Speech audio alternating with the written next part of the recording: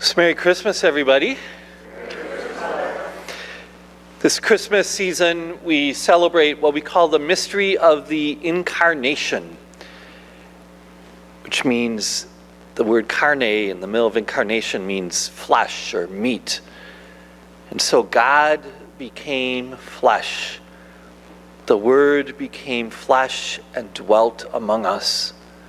The Son of God became fully human while remaining fully divine.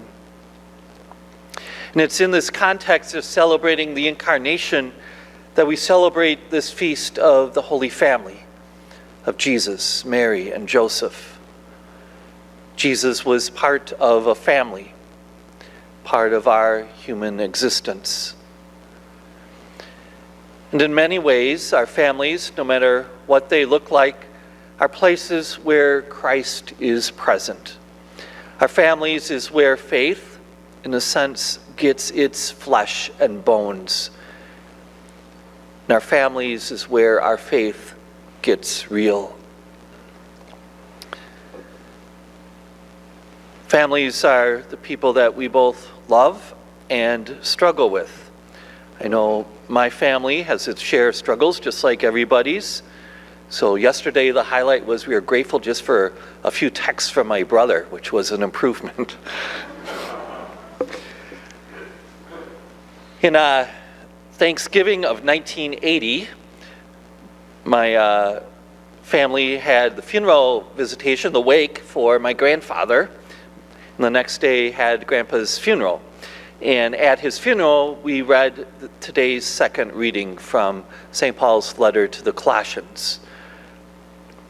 And ever since then, that reading has been part of my prayer about my family.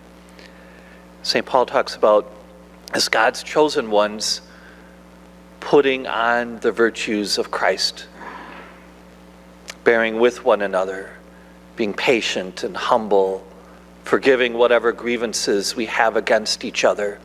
And over all these virtues, put on Christ, which binds the rest together in love.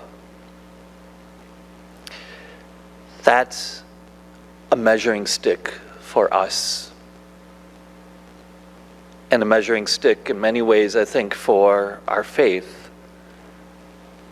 You know, we love our families so much, and yet so often we're not our best with them. We're so hard on them at times. Perhaps today, this feast can challenge us not to make excuses for how we treat each other in our families, but to try to excel in love. I know that will be hard for me, for all of us. We've got a long way to go.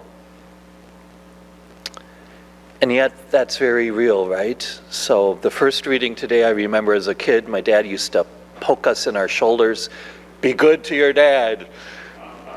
And one of the lines is, "Take care of your father in his old age." Another part of Christmas yesterday was being at my uncle's, who's hosted Christmas the last 8 or 9 years.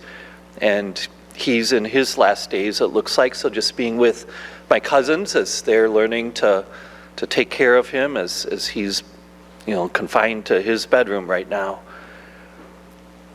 All of our families have different situations, but it's in those situations that God is at work, that God becomes very real. Let's pray today that we look for the presence of Christ right in our own midst, in our own families, and allow God to be at work.